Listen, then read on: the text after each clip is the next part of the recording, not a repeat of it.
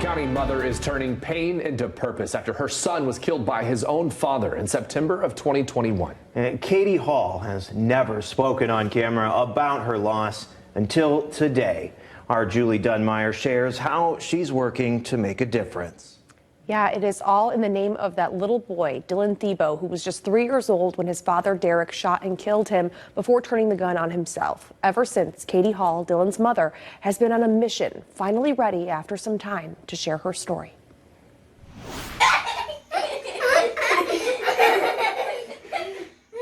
This is how Katie Hall remembers her baby boy, Dylan Thebo, who will forever be just 3 years old. He was a spirited kid.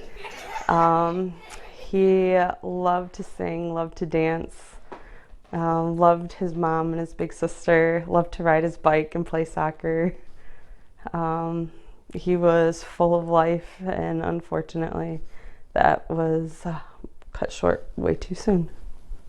Cut short inside this Lowell Township home. Dylan found dead from a gunshot wound in September of 2021. Dylan's father, Derek Thebo, pulled the trigger that took Dylan's young life, then killed himself. Picked Dylan up Tuesday, August 31st of 2021 that night, and Dylan never came home. So it looks like he killed him that night. Katie believes her story shows failures in the family court system. She says she left her abusive relationship in 2021 and had sole physical custody of Dylan, what she knew was safest for her child. In a protective order taken out against Derek Thebo, Katie described him as being mentally unstable, saying she had serious concerns for his mental health. But ultimately, according to documents shared with Fox 17, a judge decided to start phasing in unsupervised visits for Derek with Dylan. Katie says that decision was made on August 13th. Weeks later, Dylan was dead. I just remember that sinking feeling when she said that she was going to take away supervised parenting time. And I remember walking out after that motion and looking at my sister and saying that the judge had just sentenced Dylan to death. She's taken her story of what happened to Dylan to Washington, D.C., working with a national nonprofit called the Center for Judicial Excellence, which is focused on reforming the family court system.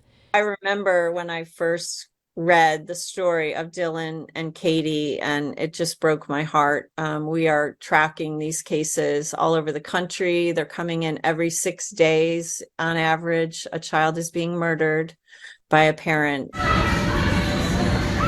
The Center for Judicial Excellence believes Dylan's death was a preventable one. So we are trying to make changes in the system so that nobody else has to go through this. Changes that are coming to Kent County, says prosecutor Chris Becker. Kent County's first domestic violence court is in the works, using Dylan's case as a foundation. A review of the little boy's death brought forth multiple suggestions for the new court, like adding in lethality assessments. The hope is that with a specialized court for domestic violence victims, fewer families will slip through the cracks. A little bit slower than I thought. I mean, to be honest with you, it's going a little bit slower than I thought, but I think we're making progress. I think we're making progress, and we're getting things together. It's just one small step forward for Katie. I never for a million years thought that we would be here or there. For her mission to make sure her son's memory lives on. I absolutely do it for Dylan.